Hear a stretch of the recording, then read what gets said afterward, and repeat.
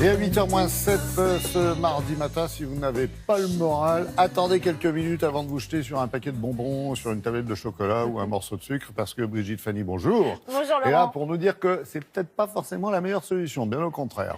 Non, ce sont des chercheurs de l'université de Lancaster qui ont mené une étude, et qui ont démonté ce mythe que vous venez de décrire. Oui, on est déprimé, on mange du sucre. Un mythe assez véhiculé d'ailleurs par la publicité et le marketing qui associe aliments sucrés et bonne humeur.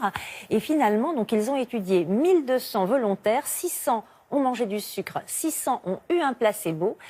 Et ils se sont rendus compte que l'effet stimulant et agréable du sucre n'était que de courte durée, puisqu'au bout d'une demi-heure, ceux qui avaient mangé du sucre accusaient une certaine fatigue. Au bout d'une heure, une baisse de vigilance et même un sentiment de tristesse.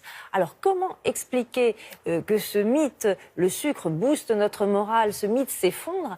Quelles sont les raisons médicales, biologiques qui peuvent l'expliquer? Réponse en images.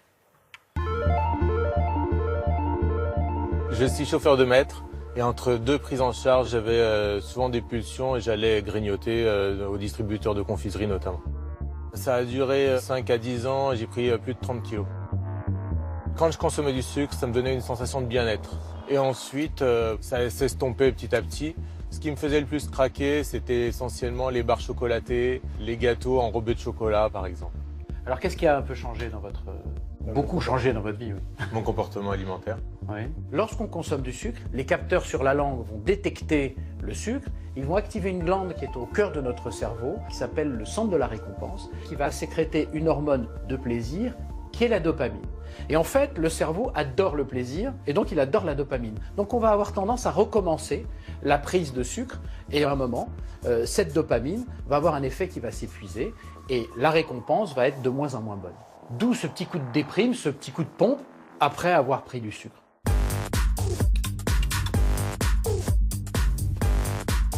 Il y a un autre mécanisme qui est extrêmement important.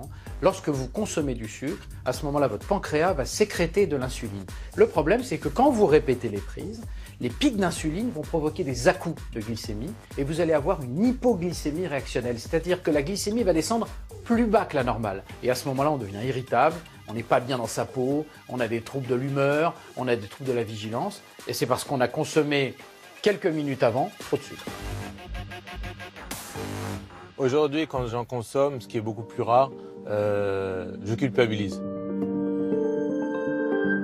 Il y a aussi un facteur psychologique qui peut expliquer pourquoi on a ce sentiment de tristesse après une consommation répétée de sucre. Parce qu'au fond, on a envie de sucre, on est accro au sucre, mais on prend du poids, on a une certaine forme de culpabilité vis-à-vis de cette consommation, et ça peut expliquer ce sentiment d'insatisfaction qu'on retrouve chez les gros consommateurs de sucre. Tous les temps libres que j'avais où je grignotais, je les occupe en faisant du sport. J'en suis vraiment ravi et ça contribue à mon bien-être. Il est beaucoup plus difficile de se défaire de cette addiction au sucre que de se mettre à la soupe de poireaux dès le matin à 5 heures, quoi. C'est effectivement, on n'a jamais vu quelqu'un se lever la nuit pour aller chercher un poireau ou une carotte, mais pour aller chercher du chocolat ou du sucre. Oui, parce que certains médecins, une partie du corps médical est convaincu qu'il y a une addiction au sucre qui est possible. Et d'ailleurs, on remarque que 20 à 25% des personnes obèses ont une véritable addiction au sucre, c'est-à-dire n'arrivent pas à se défaire de cette dépendance. Donc aujourd'hui, il y a même des médecins qui proposent de traiter cette addiction comme les autres addictions avec une psychothérapie tout à fait adaptée. Merci beaucoup, Brigitte Fanny. Pour le moral, Nathalie Riouet.